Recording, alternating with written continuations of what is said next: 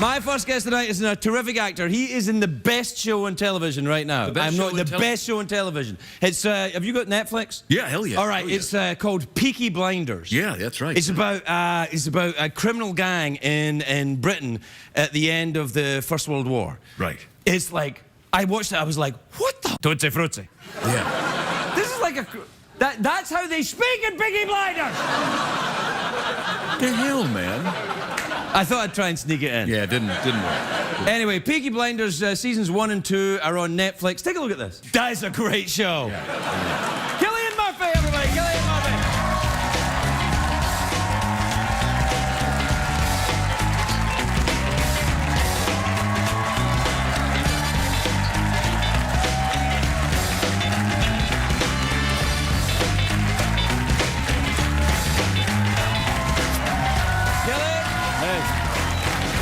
Congratulations. I am not kidding. I came in one day and said to everybody, I didn't, before I even knew you were on, I said, you've got to see this show. It's amazing. Oh, thanks, man. Were you aware when you were putting it together of just how crazy this thing is? It's pretty wild. Yeah, no, I mean, I read the first 2 scripts. Right. You know, and that's your mistake. Never do that as an actor. Yeah. Well, if you go off the name alone, it doesn't reveal much. You know? I know. I thought it was about dancing or something. You know. Really, you can't tell. Right. But it was so compelling and so unusual and unique, and yeah, I was hooked immediately. The name Peaky Blinders is the name of the gang, right? And they were a real gang in Birmingham. Is that right? That's right. Yeah. And I mean, the name. Kind of the clue is in the title, I guess, but they had these, you know, the peaked cap, which is like the uniform of the working class in Britain and Ireland, and so they used to sew razor blades into the peak of the cap, and that so that they could take your because they used to do that in Glasgow in the razor gangs. They would sew them into the lapel, so when you grabbed somebody, you'd lose your fingers. It's not pleasant. No, it's not, and that's why I moved into comedy. But what's interesting to me is you're Irish, clearly, and you play someone from Birmingham who's interacting with a lot of Irish people. Yes. Do you ever sit with an actor and think, that's not very good, that accent you're doing? Well, the thing about this was that everybody was doing different accents. Right. Like, I was doing Birmingham. The Irish characters were like, you know, the Annabelle Wallace who plays Irish, she's raised in Portugal. Sam Neill, he's a Kiwi, he's playing Belfast. Sam Neill's accent is great in this, isn't it? Yeah, he sounds a bit like Ian Paisley. Yeah, is that what he did? Is that what the accent he was looking at? I think he was going for a bit of that. Right. Yeah, fire and brimstone. It's really weird. It's such an odd show. It's like The Wire made by Kurosawa in Britain at the turn of the century. It's nuts. It's a great description. Well, it kind of is. It's just bananas. Yeah. And what I'm fascinated by as well is that it's a working class story. That's the thing. You see, I think in Britain, for ages, like the upper middle class and the aristocracy are so well represented in drama, but never really the working class. Right, it's all Downton Abbey. I say, Charles, no, absolutely. Yeah, a lot of that. And the thing is, in America, the working class are kind of mythologized, you know, like in gangster shows, and so we hadn't really done that. So it was kind of, you know, it was time for that to happen, I think. And Winston Churchill is a character, not a sympathetic character in the show. Not really, no. No, he did some bad stuff as well as some great stuff. Right, yeah. You know? I mean, it was the thing about Churchill is people forget, because they used to say in Britain, I don't know if he's the right man, but he was the right man for the job then. Exactly. Which they also used to say about Stalin. You know, it's like... It's like to stop Hitler, you needed a kind of neutron bomb like that. Yeah. But it was, it's an astonishing, because my grandfather hated Winston Churchill. Right. And you never got that because he put machine guns out in George Square in Glasgow when they thought there was going to be a revolution before the First World War, and then during and after. Yeah, he wasn't a very popular man in Ireland back then. Oh no, I suppose not. But I think in like my character, what my character sees in him in the show is that he did go to the trenches, and he did. He was. That's true. You know, he was the real deal. Yeah. So you got to hand that to him. But yeah, it's fascinating to have somebody like that as a main or a featured character in a show like that. You know, a major historical figure. Now, the character that you play is was he a real guy? Did he really exist? There was a Shelby family. Yeah. In fact, the writer Steve Knight is from Birmingham, so and he, you know, all these stories were passed down to him through his parents. Through his, I think his mother was like a runner for an illegal bookmaking gang. Good Lord. So he had them as a child, and these memories, and he wanted to tell this story. And so this family did exist, and he always used to remember them as being incredibly dapper, despite not having much money, and you know, and very fierce.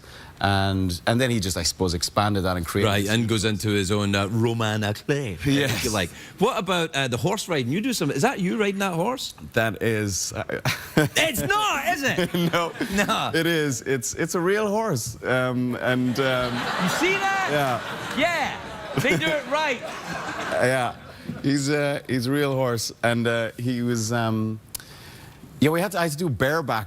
Right. I saw it in the very first scene of the first episode when you ride it, because my wife is big on horses. Oh, right. And she's watching and she's going, oh, he's good. He can actually do it. And well, it's like, oh, so we get to watch it then? Well, it's that classic actor thing of, you know, do you fence? Do you ride horses? Do you drive a car? Yes, of course I do. But you don't, you know, I can't do any of those things. Can you drive a car? I have recently learned how to drive a car. Is that true? Yeah. But it's because you live in London? Yeah. Yeah, see, I lived in London. There's no need to have a car in London. It's a waste of time. It's just a way to get parking tickets. It kind of is, yeah. Whereabouts in London do you live? General kind of... I live in Queen's Park. Do you know? I used to live in Hartland Road. Really? Yes! Oh, just next to the subway station, well, or the London Underground. That is mad. I used to go to the discount chicken place right on the corner. It's now Mr. Fish. Oh, well, there you are. I could, although, and I'm now a vegan, so well, I can't, Do you ever do that? Do you ever do the vegans? No, I'm not. I can't. I was vegetarian for like 12 years. What happened? Bacon sandwich? No, it wasn't the bacon sandwich. It was, I went venison. Venison? Yeah. You flash bastard. I know. And I felt amazing afterwards. What, you ate Bambi? Yeah. For 12 years you didn't eat meat and then you ate Bambi? It tasted so good. We'll be right back with Cillian Murphy, everybody. Cillian Murphy.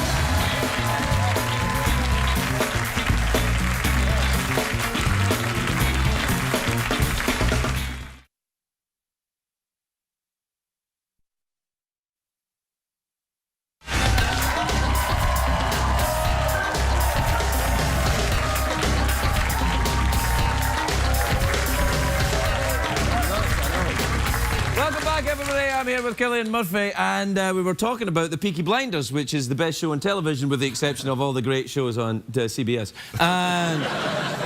But you still live in London. I do, yeah. And do you make the show in London, or do you make it in Birmingham? No, we don't make it in Birmingham because the Birmingham of that period was just doesn't exist anymore. It was bombed out of existence in the war, yeah. I suppose planning as well. Right. Raise a lot of it to the ground. So we shoot it in Manchester and Liverpool. Right. Because the accent, the Birmingham accent, is actually very hard. Yeah. It's one of those ones that people, if they get it slightly wrong, they go into Pakistani. Yeah. Or South African. Or South African is like, hello, I'm from Birmingham. How are you doing? Yeah, it's a tricky one. It's a tricky one. It is. And it's to sort of make it sound cool as well. Or not cool, but, you know, if you're a gangster, it's important to have some element of... Yes, not that we're for a moment suggesting that a life of crime is cool. No. Although we don't make movies about people who just live normal, happy lives. This is it. Do you ever read a script and go, nah, this guy's too much of a bastard, I can't do it? Yes, yeah. I mean, I think, and it's great fun playing like a down-the-line bad guy, but what's much more interesting is someone that's like a mixture of moral ambiguity. Oh, there you go. Yeah, and it seems to be that, like, that seems to be the way telly is moving. It's all about, like, you know, the sort of the anti-hero and... Well, I think television now is because most people that used to go and see thoughtful movies don't go and see thoughtful movies. They stay home and they watch thoughtful movies on television. Yeah. So it's kind of an interesting thing. So movies now are like, you know, shoot 'em up, rock and sock 'em, you know, or kids movies, which is fine. Yeah. You ever done one of them? Which one? Well, the 28 Days Later thing. Oh, yeah. That was good fun. A lot of zombie action in that. A lot of zombies in that. You took your complete clothes off. You went full Kardashian in that movie. Yeah, I did do that. Yes, thanks. Now everyone will be like Googling that right now. Find it on the internet. You don't necessarily have to use Google. You can use whatever search engine is legal on CBS. So, do you have a pet? I have a cat, yes. Oh, really? A cat, you said? Yes, I do. Got a cat? He's a ginger cat. You have no idea what kind of cat he is, do you? So you have a cat, and you live in London, and you have children? I do. How many? I have 2 boys. Well, that's enough. Yeah, it is. I have 2 boys, too. Do you? How old? 13 and 3. Oh, wow. This is... Yeah, Scottish people ejaculate once every 10 years. It's like, you know these big orchids in the jungle that once every 10 years just like that? And whoever's around gets pregnant. And that's... I thought it was the same with the Irish. It can be, I think. Yeah, I got lucky, I guess. Yeah. What age are your kids? They're 9 and 7, so... So you got right back to work. Yeah. Yeah, it took 2 years, but I did it. So, yeah, no, good for you. And that's it, no more. So your boys go to school there. Are they going to be actors, you think? I don't know. I don't know. Would you like them to be actors? I don't think you can really stop it, can you? No, you can't. Is the thing. I mean, yeah, as long as they're not goths, I don't mind. Not what? Goths. Goths? As in G-O-T-H-S. Oh, goths? Yeah. Yeah. We don't do THs very well in Ireland. No. No. Yeah. And I've been here so long that I didn't understand a word of what you said. Yeah. What part of Ireland are you from? Cork. Ah, that's down the bottom. Yeah, down I know south. where it is. Yeah. Yeah. My family are from Donegal. Oh, really? Yeah. Beautiful there. Yeah, no, I think so, yeah. I've never been to Cork, except the airport. Haven't you? Yeah. It's second county in Ireland. It's very beautiful. There you are. Yeah, it's kind of like Birmingham, you know, the second city syndrome. But it's beautiful. Do you do theatre in that very swanky theatre in Dublin? What's it called? The which one? There's that very famous theatre in Dublin. The Gaiety. Yeah, why not? The Abbey. The Abbey is what I'm thinking. The Abbey, the National Theatre. Yeah. No, I've never worked in the Abbey actually. But you do a lot of theatre. I do a lot of theatre, yeah, but I have never worked in the Abbey. Do you do the Shakespeare? I have never done Shakespeare. See, it's about time, son. Do you think? It's about time. It's a high diddly-dee Hamlet. I don't know. I kind of a bit of a... I never trained, so I'd be a little, like, anxious about the whole Shakespeare thing. Well, I think that sometimes, though, if you look at Shakespeare... I mean, I was just thinking about the show you've done. Yeah. Right? And if you look at that Peaky Blinders show, and season 3 has just been announced, right? That's right. Right, so congratulations on that. That's great. But the Thank you. You know, I was kind of like... You guys are like, oh, all right. We haven't seen it yet, so we don't know if we're happy about it. But I think that a naturalized approach to stories which have been told more than once is a very good idea. Yeah, that's true. And when you look at that period in history, with what's the name of the director, the guy who put it together? Otto Bathurst. Yeah, he's a bit of a star. He's very good. He's very talented, and he directed the first 3.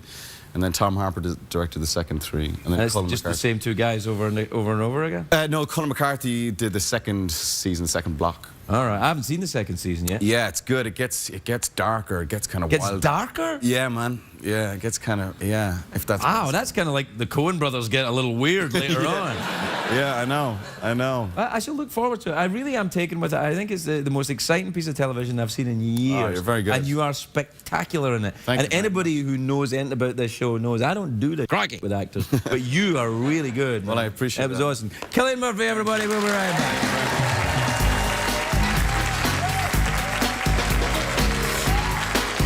Oh, there's some harmonica. Sweet.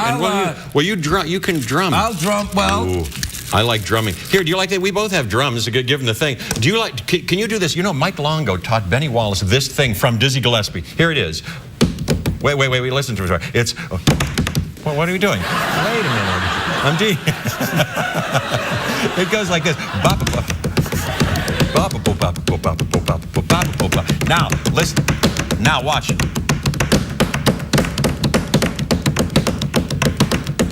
Now watch.